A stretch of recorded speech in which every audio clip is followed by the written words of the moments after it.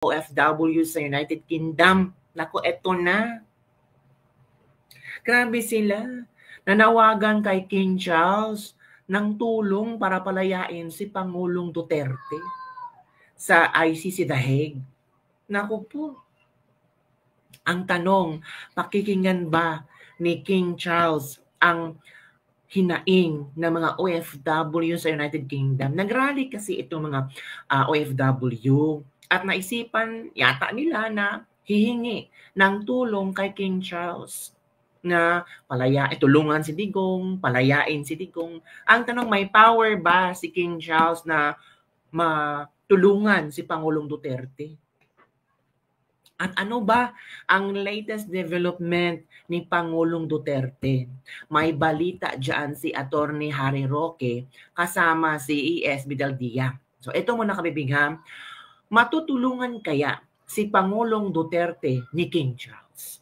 Pakikinggan kaya ni King Charles ang mga hinaing ng mga OFW? Ito kasi nangyari.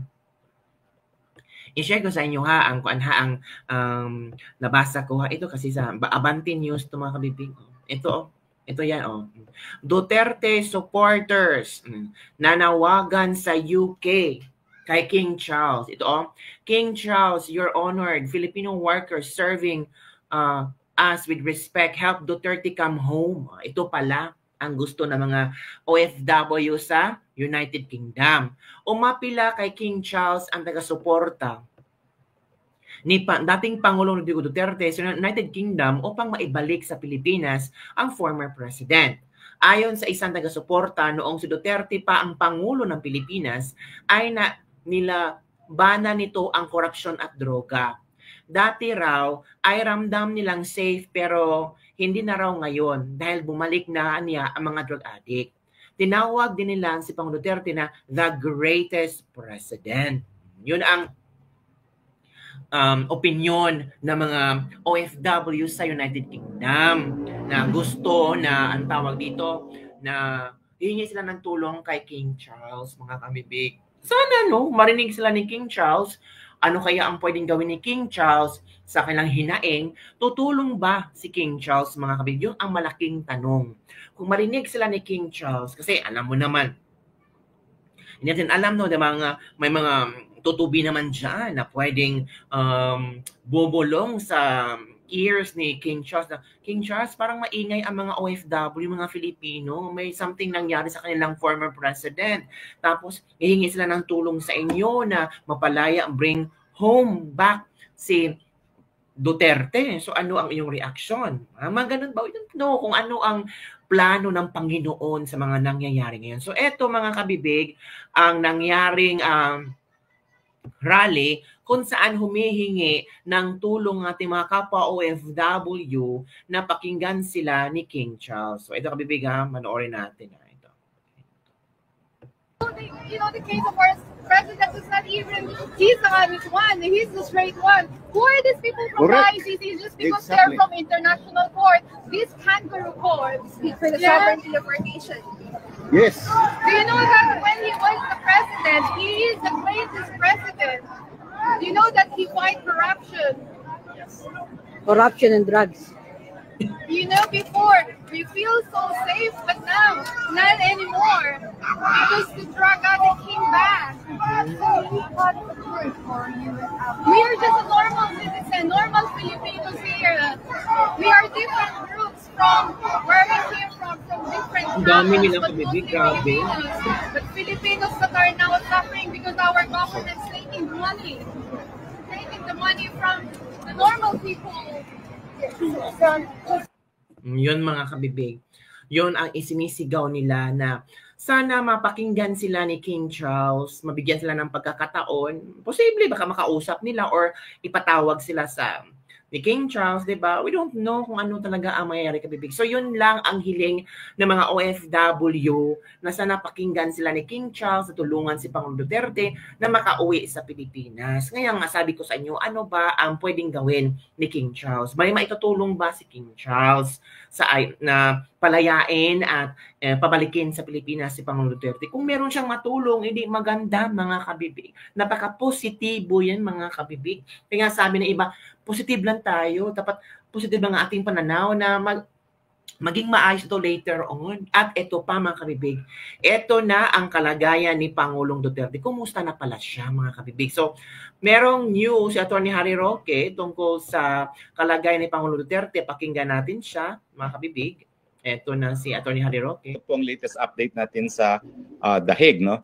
Lilinawin ko lang po yung mga lumalabas na report. Hindi po magiging abogado ng presidente si VP Sara dahil sa saligang batas natin ay mayroong pagbabawat sa pag-practice ng propesyon.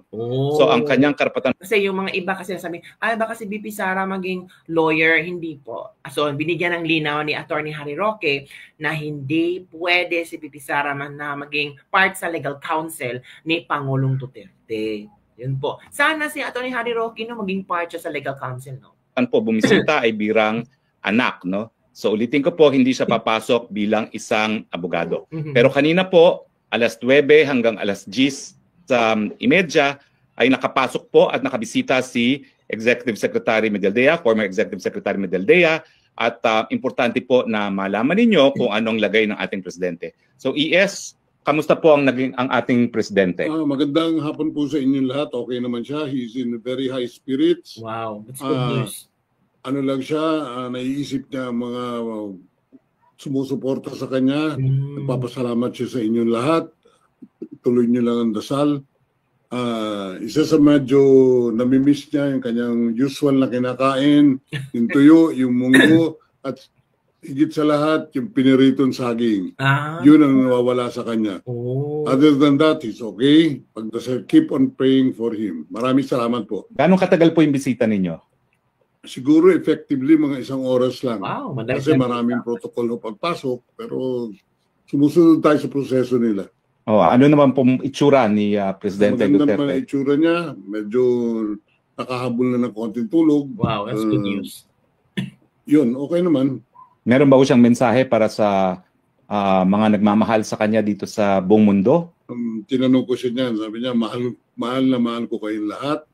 At maraming salamat sa lahat ng suporta na binibigay ninyo sa akin at sa aking pamilya. Wow. Okay.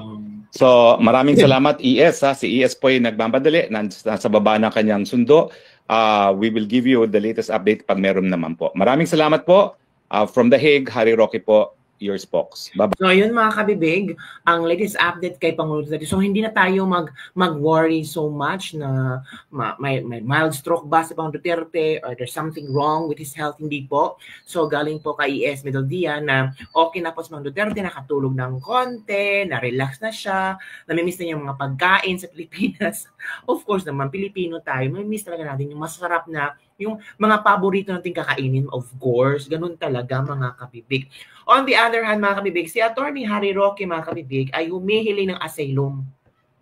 Humihingi siya ng asylum sa Netherlands. Ang sabi ni Atty. Roque, I am formally announcing that after our meeting today, that I am filing formally an asylum here in the Netherlands. As soon as my application for asylum is received, I do have the right to non-refoulement.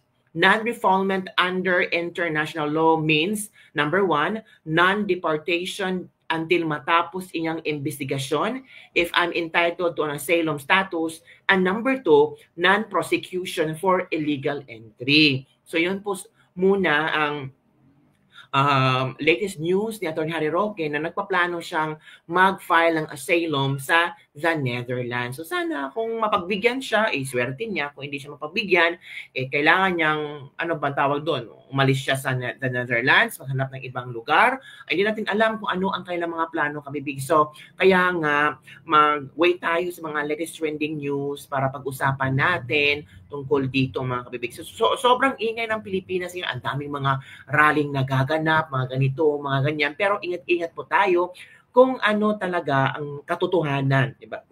Mahirap naman, 'di ba, mga kabibig? So